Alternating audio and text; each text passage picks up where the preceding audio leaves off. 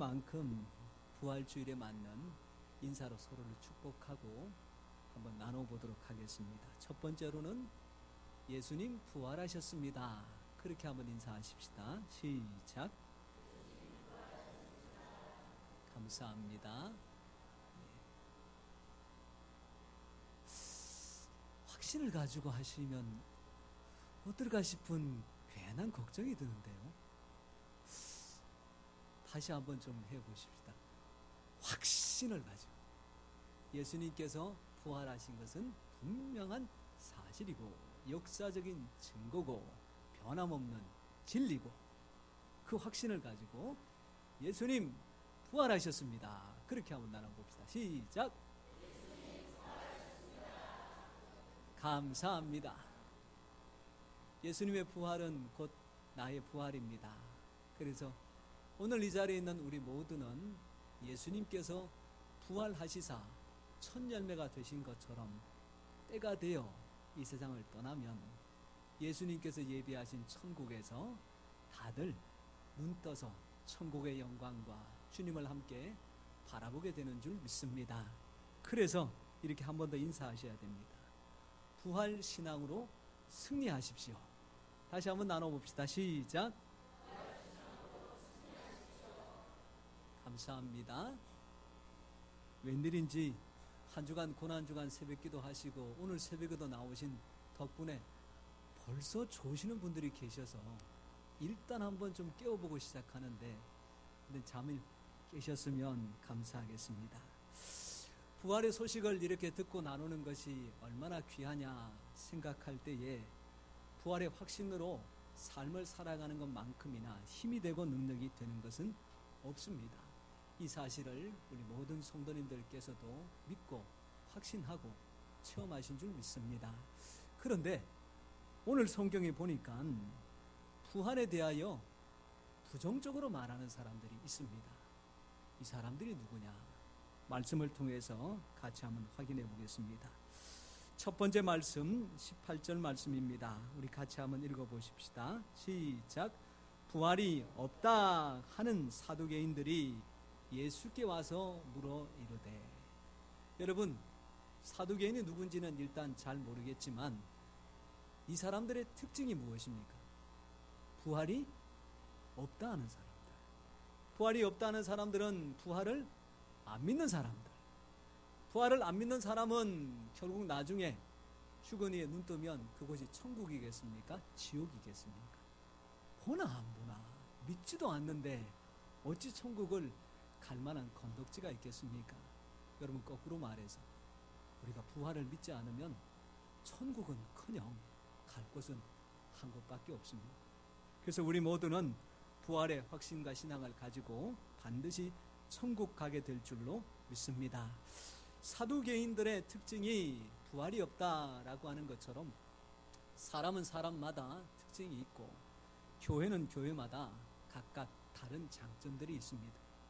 그렇다면 우리 목양교회의 첫 번째의 특징이자 장점 무엇입니까? 우리 목양교회의 특징이자 장점. 첫 번째로 사랑이 많다. 1부 때도 쌩하던데 2부 때는 더 썰렁하고 춥고 오한까지 들고 어찌된 일인지 다시 한번 하겠습니다. 우리 목양교회의 특징과 장점은 사랑이 많다입니다. 이쪽 분단은 아멘 하시고 이쪽 분단은 노멘 하시면 큰일 나는데 한 번 더 할게요. 우리 목양교회의 특징이자 장점은 사랑이 많다입니다. 제가 어제 교회 대청소할 때에 우리 교회가 사랑이 얼마나 많은지를 실질적으로 실감을 했습니다. 아침 10시에 모여서 청소하자 그랬으니 10시까지 맞춰서 멀고 가까운 곳에서 도구들을 들고 오셔서 청소를 시작하는데 10시 반쯤에 오시는 분이 있어요. 10시에 시간을 맞췄으면 10시에 와야지 왜 30분 늦게 왔느냐 말하는 사람이 있다 없다? 없다! 한참 청소하고 있는데 12시쯤 돼가지고 나타나는 사람이 있는데 그 사람한테 오려면 10시에 오지 12시 밥 먹을 때 돼가지고 왜 나타나냐고 하는 사람이 있다 없다? 없다.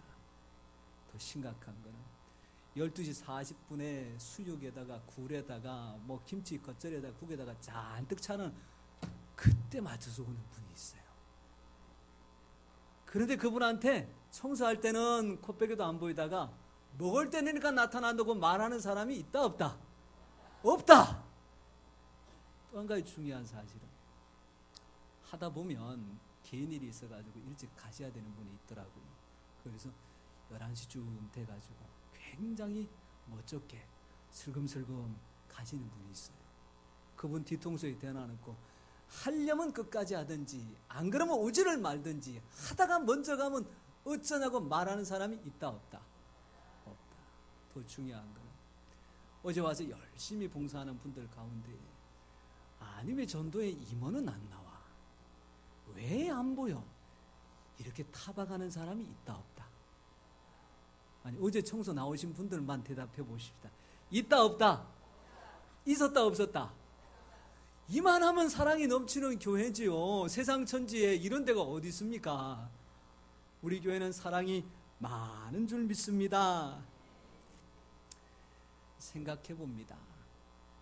교회 청소하러 나오신 분들도 바쁜 일정 다 쪼개서 나오시는 분들이고 시간에 늦게 오시는 분들이나 먼저 가시는 분들도 사실 급하신 일들이 있는 분들이고 못 오신 분들도 나는 교회 청소할 때는 절대 안 간다.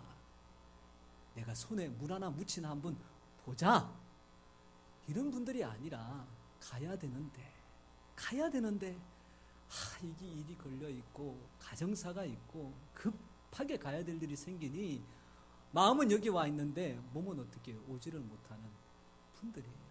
그러니 그 마음을 헤아려 볼 때에 못 왔다고 탓하기보다는 모든 것에 대하여 괜찮다고 다음에 같이 하자고 그렇게 격려하는 것 우리 교회만의 특징이자 장점이자 하나님께서 세우신 목양교회의 사랑 많은 증거인 줄 믿습니다.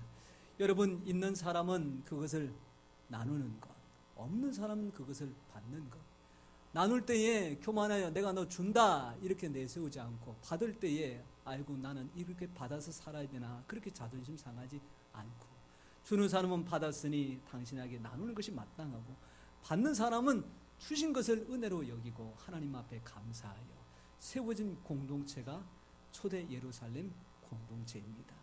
이렇게 먹고 마시고 나누고 서로가 가지고 있는 믿음과 신앙 안에서 약한 자는 약한 자대로 섬기고 또한 신앙에 연륜이 있는 분들은 연륜이 있는 대로 약한 분들을 잘 권사해서 그 교회가 건강하게 세워지니 성경에 나오는 말씀처럼 날마다 믿는 자의 수가 더하더라. 이런 사랑이 많은 우리 목양교회 공동체를 통하여 시리에 빠진 사람들, 상처받은 사람들, 오갈 곳 없는 사람들 교회로 불러 모아주셔서 하나님의 은혜로 회복시켜 주실 줄 믿습니다. 두 번째로 우리 교회의 특징 뭘까요? 이때쯤 되면 한마디씩 이렇게 저한테 주셔야 되는데 두 번째로 밥이 어떻다? 아니 이것도 아멘을 안 하세요?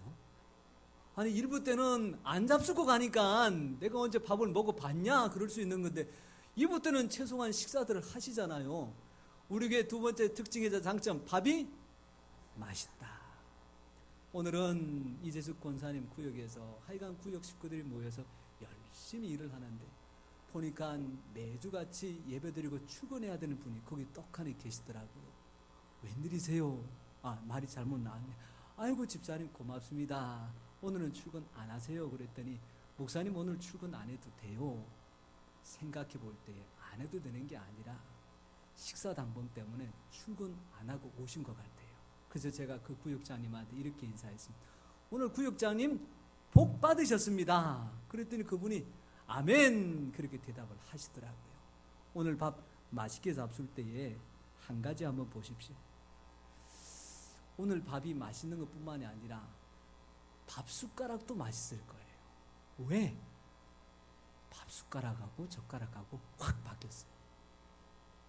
여러분 그거 알아채셔야 돼요. 수저가 바뀌었다는 거 알아채셔야 돼요. 근데 그분은 목사님 저 나타내고 싶지 않습니다. 그저 제가 하고 싶어서 하는 겁니다. 그래서 누가 바꿨는지는 저만 알고 그분만 알고 또 누가 알고 알만한 분은 다 알고 모를 때에 어떻게 해요?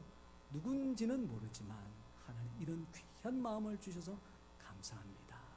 그렇게 덕담도 나누고 또 서로가 이야기하고 그래서 우리 묘강교회가 밥맛도 맛있고 또 함께하기 때문에 더 맛있고 그런 귀한 교회인 줄 믿습니다. 세 번째로 우리 교회는 미남과 미녀가 많은 교회다.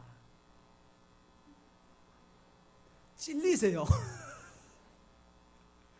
아멘을 어떻게 집에다가 적음에 두고 오셨어요. 오늘 어째 한 번 더요. 우리 교회는 미남과 미녀가 많은 교회입니다. 성경에 보니까 이사야 43장에 하나님께서 우리를 가리켜서 내 눈에 보배롭고 존귀하며 내가 너를 사랑하였은즉 천지 만물을 만드시고 때에 따라 매화꽃을 피고 지고 목련을 피고 지고 벚꽃을 피고 지고 철쭉 진달래 온갖 꽃들을 철마다 시마다 피고 지게 하시는 하나님의 이 오묘한 섭리는 말씀 한마디로 끝. 사람은 어떻게 해요? 손수 지으셨다. 여러분들의 얼굴과 몸 하나하나를 하나님께서 손수 지으셨으면 그것 자체가 걸작품인 줄 믿습니다. 내가 보배롭고 존귀하여 하나님 앞에 사랑받는다는 확신이 있을 때에 곁에 있는 지체가 그만큼 보배롭고 존귀하여 하나님께서 사랑하시고 축복한다는 것을 확신합니다. 여러분 이것은 그냥 간직할 게 아니라 나눠야 돼요. 그 옆에 있는 분한테 이렇게 인사합시다. 보배롭고 존귀한 분입니다. 너무 길어요. 미남이시네요. 시작. 이럴 때 꼭 여자분한테 미남이라 그러고 남자분한테 미녀라 그러는 그런 분들이 계시는데 어쩔 수 없는 거죠. 목사가 시킨 대로 따라하는 거니까. 얼굴이 몸이 떠나서 그 속에 예수의 영이 계시고 하나님께서 인정하셨으니 그 자체로 보배롭고 존귀합니다. 사랑하는 우리 목양교회 모든 성도님들, 우리 한 사람 한 사람을 하나님께서 보배롭고 존귀하다 칭하여 주셨으니 먼저 내가 그런 사람인 줄 믿고 내 곁에 있는 지체가 그런 귀한 존재라는 것을 확신하여 날마다 만나면 축복하고 헤어지면 기도하고 또 만나면 예배드리고 헤어지면 교제하고 그런 풍성한 은혜가 충만하기를 축원합니다. 이렇게 우리 교회같이 좋은 특징과 장점이 있는데 어떻게 된 건지 이 사두개인이라는 사람의 특징은 두말할 것 없이 한 가지 뭡니까? 부활이 없다. 그런데 성경은 왜 이 사두개인들이 부활이 없다라고 하는 것을 이렇게 중요하게 다뤘을까? 굳이 다른 사람들 많을 텐데 이 사람들에 대하여 이렇게 심각하게 말씀하고 있는가? 그것은 사두개인들이 어떤 사람인지를 보면 그런 것이 이해가 됩니다. 첫 번째로요, 사두개인들은 제사장의 후손들과 또한 그들의 모든 추종하는 사람들의 집단입니다. 제사장은 성경에 대해서 해박한 지식이 있고 유대 종교에 대하여 누구보다도 권위를 가지고 있는 사람, 백성들을 잘 가르치고 지도하는 사람이고 그들과 함께하는 사람들은 누가 보더라도 백성들이 존중하고 인정하는 사람들입니다. 두 번째, 이들은 부유하고 지위가 높은 사람들, 즉 물질적인 풍성함이 있는 재력가였다고 하는 사실입니다. 세 번째로는 유대의 사내들인 회원들, 즉 말하자면 유대 최고의 결정기관에 소속된 사람으로 권세가 있다는 얘기입니다. 더군다나 그 당시에 유대를 다스리고 있던 헤롯 왕가와 친분이 있고 유대를 지배하고 있는 로마의 총독과 파견된 공무원들, 집정관들과 관계를 갖고 있다 보니까 사실 백성들이 함부로 대하지 못할 만큼 굉장한 권력을 가지고 있는 사람입니다.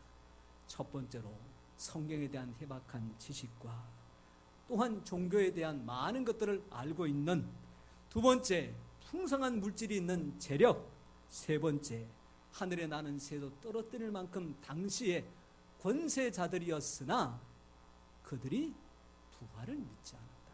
그것이 부활을 믿게 만들지는 못했다. 그럼에도 불구하고 부활을 그들은 확신하지 못했다. 불쌍한 사람들. 오늘 우리가 성경을 이들 만큼 많이 알지는 못합니다. 이들만큼 물질적으로 부유하지는 못합니다. 이들만큼 권세를 가지고 있지는 않습니다. 그럼에도 불구하고 나에게 부활을 확신할 수 있게 한 것, 하나님의 은혜인 줄 믿습니다. 그 은혜로 말미암아 너희가 구원을 받았으니 내게 주신 은혜가 보지도 않고 듣지도 않은 이 부활의 사실을 오늘 믿게 해준 것, 하나님 나를 향한 축복인 것을 믿으시기 바랍니다. 여러분, 사두개인처럼 예수님의 부활을 들었음에도 불구하고 믿지 않는 사람들이 성경에 소개되고 있는데 그 대표적인 사람이 예수님의 제자들입니다. 마가복음 16장에 보면 막달라 마리아와 야곱의 어머니 마리아, 살로메라는 여인이 예수님이 십자가에 못 박혀 죽은 이후에 무덤에 안장한 다음 새벽에 무덤을 찾습니다. 뒤처리를 하기 위한 일이 남아있기 때문이죠. 그때에 육중한 돌문이 열려지고 한 청년 천사가 나타나 그들의 얘기하기를 너희들이 찾는 예수는 이미 부활하셨고 더 이상 여기 계시지 않는다라고 하는 기쁨의 소식을 전해줍니다. 얼마나 가슴 떨린 감격과 놀라운 소식인지 이 막달라 마리아가 한달음에 달려가 예수와 함께 있던 사람들, 제자들이지요. 제자들에게 예수께서 살아나셨다라고 전했습니다. 성경에 보니까 제일 마지막 절에 그들이 믿지 아니하더라. 예수님께서 엠마오로 가는 두 제자에게 직접 나타나셔서 동행하시며 말씀을 가르치시고 그들과 함께 하셨을 때에 그 두 사람이 깨닫게 됩니다. 그리고는 다시 예루살렘으로 돌아와서 예루살렘에 있는 제자들에게 내가 예수를 직접 만났습니다. 예수님 부활하셨습니다. 그렇게 전했습니다. 12절 제일 마지막에 결론, 그들이 믿지 아니하였더라. 결국 예수님께서 그들이 모여있는 자리에 직접 나타나셔서 당신의 부활하신 모습을 보여주셨지요. 그런데 그 자리에 제자 한 사람, 화장실을 갔든지 배가 고파서 빵집에 갔든지 하여튼 이럴 때 꼭 빠지는 사람이 있네요. 도만한 사람이 그 자리에 없었어요.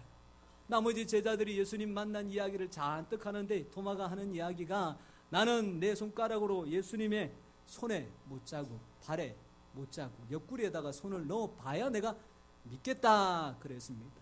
그 이후로 8해 지난 다음 날 예수님께서 나타나셔서 다 들으셨다는 것이 똑같이 도마에게 네 손가락 꺼내가지고 여기 넣어봐라. 그러고 나도 믿으라고 말씀을 하시지. 그런데 저는 그 말씀을 하기보다 29절 말씀 예수님께서 결론적으로 주신 말씀이 있습니다. 예수께서 이르시되 너는 나를 본고로 믿느냐? 보지 못하고 믿는 자들은 복되도다 하시니라. 제자들은 들어도 믿지 않았던 자들, 우리는 듣기만 해도 믿는 사람들. 제자들은 보아야 믿는 사람들, 우리는 보지 않아도 믿는 사람들. 성경대로 제자들이 복된 사람입니까? 오늘 우리가 복된 사람입니까? 우리가 복된 사람입니다. 성경에 더하거나 빼면 안 되지요. 제가 감정을 하나 넣어서 읽어보겠습니다. 너는 나를 본고로 믿느냐? 보지 못하고 믿는 자들은 더 복되도다. 오늘 우리가 예수님과 함께 죽은 나사로가 살아난 기적을 보지는 않았지만, 문둥병자가 고쳐지는 기적을 체험하지는 않았지만, 38년 된 병자가 깨끗하게 나음받는 것을 목격하지는 않았지만, 부활의 소식을 귀로 듣고 마음으로 믿어 확신을 가진 것 자체만으로도 더 복된 삶인 줄 믿으시기를 바랍니다. 그 복된 삶의 주인공이 오늘 이 자리에 있는 우리 모두라는 것을 확신하시기를 주님의 이름으로 축원합니다. 할아버지 한 분이 교회에서 열심히 전도를 하는데 교회 나오겠다고 말씀만 하시고 나오지를 않습니다. 그런 어느 날 중에 이 할아버지에게 암병이 생기고 그 일로 말미암아 교회가 집에 찾아가고 신방하고 기도해주고 열심히 돌봤는데 감사하게도 그 질병에서 고침을 받았네요. 그 이후로 교회를 나오기 시작합니다. 첫 주에 나와서 예배를 드리고, 둘째 주에 나와서 예배를 드리고, 셋째 주에 나와서 예배를 드리고, 넷째 주에 나와서 예배를 딱 드리고, 한 달 예배를 드리고 나서 그 다음 주부터 안 나오시는 거예요. 그래서 웬일인가? 혹시 또 병이 도졌나? 신방을 가봐서 어르신 교회 나오셔야지요. 그랬더니 그 어르신이 하시는 말씀이 병 고쳐준 값으로 4번 교회 나갔으면 됐지 뭘 더 바라느냐. 사람이 분수가 있어야지. 여러분, 병 고치는 기적은 대단한 기적이지만 그것이 예수님을 믿게 만드는 것은 아닙니다. 나는 병 고친 기적을 체험한 적도 없고 죽었다가 살아난 것을 본 적도 없고 38년 된 병자가 단번에 일어나는 것은 보지 못했을지라도 예수님의 부활을 확신한다. 이것이 하나님께서 내게 주신 더 큰 복이요 놀라운 은혜라는 사실을 믿으시기를 바랍니다. 이 사실과 확신을 믿는 자들에게 예수님의 부활은 곧 나의 부활이요 나의 부활은 영원한 천국에 들어가는 마땅한 표시요 하나님의 예비하신 그 귀한 처소에서 하나님께 영광과 찬송을 올려드릴 수 있는 가장 분명한 증거이라는 것, 우리 모든 성도님 확신하시기 바랍니다. 부활하신 예수님은 이처럼 우리가 믿어야 할 분입니다. 그런데 사람은 믿어야 될 존재일까요? 아닐까요?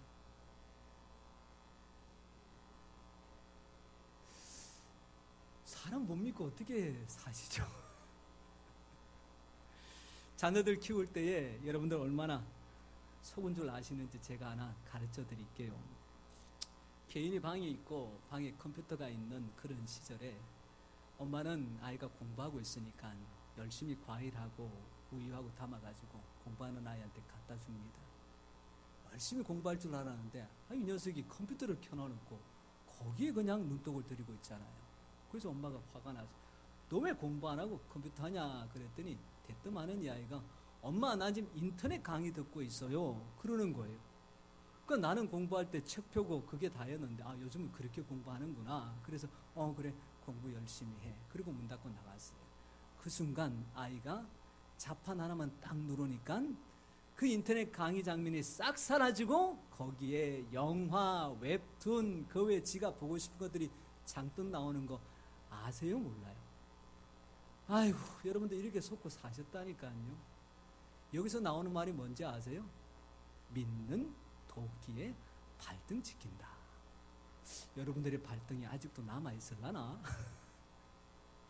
아버지와 아들이 목욕탕에 갔습니다. 김이 나는 온탕에 들어가는 아버지. 시원하다. 그 아들한테 들어오라 그러는 거예요. 눈으로 봐도 김이 나는데 아버지가 괜찮다, 뜨겁지 않다 그러니 아버지 믿고 풍덩 들어갔습니다. 그 순간 으악! 38도가 되는 온탕이요. 그게 쉽지 않거든요. 얘가 나와서 대뜸 하는 말이 무슨 말입니까? 세상에 믿을 사람 하나도 없다. 여러분들 사람 대신 원래는 다른 게 들어가는 거 아시죠? 세상에 믿을 사람 하나도 없는 거 틀린 이야기 아닙니다. 부모님도 자녀도 남편도 아내도 믿을 사람이 아니라 믿어줄 사람입니다. 믿어줄 사람.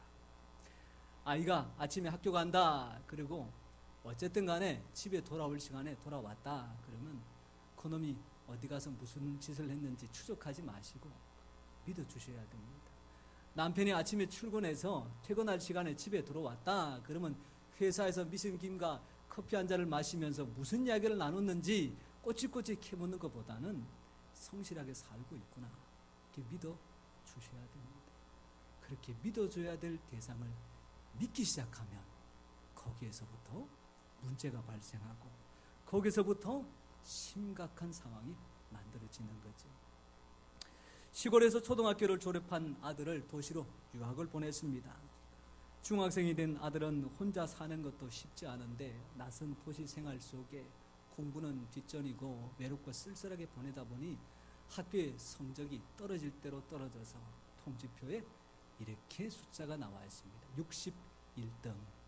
한 반의 학생 숫자가 61명. 꼴찌. 이제 방학이 되어서 집으로 돌아가서 아버지를 만나야 되고 공부한 것에 대하여 성적표를 보여드려야 되는데 참 마음이 무겁습니다. 아버지는 그래도 나를 믿어주고 이렇게 뒷바라지 해주셨는데 이렇게 갖다 내밀었다가 우리 아버지 실망하면 어떡할까. 그래서 그 아이가 지혜가 났습니다. 성적표를 조작해야 되겠다. 그래서 침을 발라가지고 6자를 지웠어요. 그러면 뭐가 남습니까? 1등에 1등. 아버지가 그 성적표를 보고는요, 동네방네 쫓아다니면서 자랑했더니 동네 사람들이 또 하는 말이 입으로만 하지 말고 한 턱 내라고. 알았다. 우리는 돼지를 잡고 잔치를 벌여버렸네요. 아버지 그럴 새도 없이 벌써 돼지는 잡혀지고 그냥 막창 이런 거 다 만들어져 버렸으니 어떡합니까? 근데 그 아들이요, 그렇게 좋아하는 아버지를 보고는 마음속에 내가 저런 아버지를 실망시켜서는 안 되겠다. 그리고 정신을 바짝 차리고 공부를 해서 대학도 들어가고 대학에 들어가서 더 공부를 해서 박사가 되고 박사가 되어서 대학의 교수가 돼 30대 후반에 아버지 집을 아들을 데리고 찾아갑니다. 그러면서 내가 이제는 중학교 1학년 때 내가 한 잘못에 대하여 아버지한테 고백을 해야 되겠다. 그래서 아버지한테 이야기하지요. 아버지, 중학교 1학년 때 성적표 사실 제가 고친 이 옆에 손주가 듣겠다. 아버지가 하는 이야기가. 이 아버지는 알고 계셨던 겁니까? 몰랐던 겁니까? 알고 계시면서 모른 척 해준 겁니다. 알고 계시면서 아들을 다시 한번 믿어준 겁니다. 얼만큼 안타까웠으면 그랬을까. 믿어주었더니 이 아들이 그것을 깨닫고 자기의 행동을 깨우치고 고쳐서 아버지의 기대에 부응하는 귀한 모습이 된 겁니다. 사랑하는 성도 여러분, 하나님께서 우리를 믿는 것이 아니라 믿어주신 줄 믿습니다. 한 주간을 돌아보면 이것저것 허물 많고 모자란 것 투성인데도 불구하고 오늘 이렇게 주님 앞에 나와 예배 드릴 수 있는 것 믿어주신 하나님의 은혜인 줄 우리 모든 성도님 확신하시기를 축원합니다. 여러분, 지금까지 일주일 동안 제가 금식을 해봤습니다. 물론 기도하기 위한 금식이죠. 금식해서 제일 좋은 점이 뭘까요?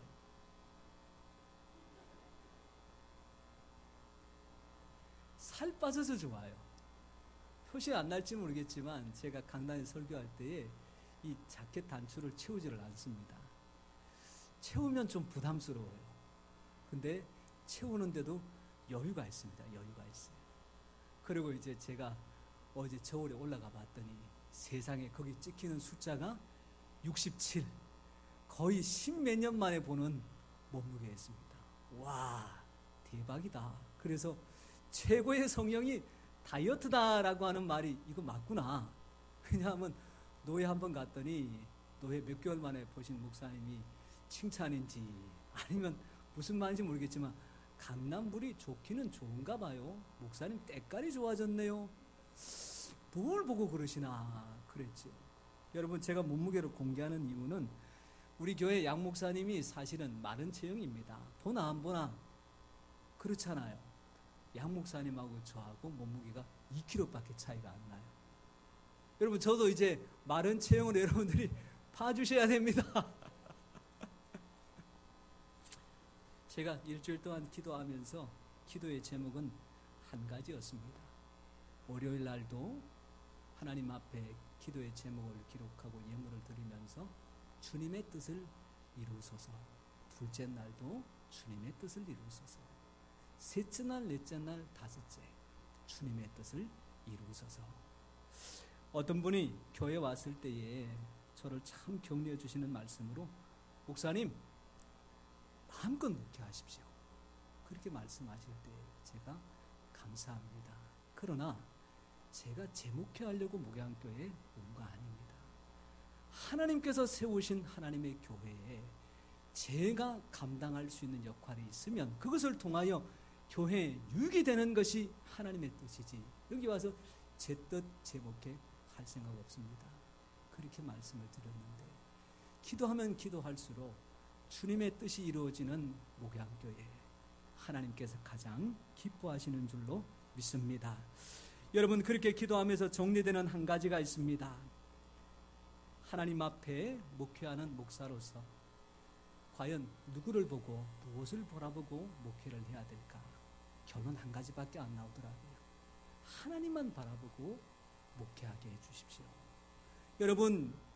여러분들의 담임 목사가 하나님만 바라보고 앞서 나아가야 최소한 여러분들이 와서 목사님 기도해 주세요 부탁할 거 아니에요. 그래야 찾아와서 목사님 이런 것 때문에 고민입니다. 어떻게 해야 되겠습니까? 물어볼 거 아니에요. 목사가 세상 사람들하고 똑같이 행동하면 그 목사한테 와서 기도 부탁을 왜 하고 상담을 왜 하겠습니까? 비록 나는 세상에 빠져서 하나님의 뜻이 무엇인지도 때로는 헷갈릴 때도 있고 분간하지 못하지만 우리 목사님은 하나님만 바라보는 분이다. 그럴 때에 교회에게 기도 부탁도 하고 또한 상담도 하지 않겠습니까? 하나님께서 세우신 목양교회 담임 목사가 하나님만 바라보고 목회할 수 있는 그런 목사가 되도록 함께 기도해 주시기 바랍니다. 여러분 우리 교회 앞으로 돈 많은 분이 오셔서 등록을 하실 겁니다. 그분이 오셔서 교회 차도 제가 바꿔드릴게요. 교회 의자도 다 바꿔드릴게요. 그러니까 저한테 한 자리 주십시오 라고 하면 이분을 받아야 될까요? 받지 말아야 될까요? 받아야죠. 아니, 교회 오시는 분을 왜? 그런데 그분한테 한 자리 줄 게 있어요. 제가 깨달았습니다. 아, 이거 드려야 되겠다.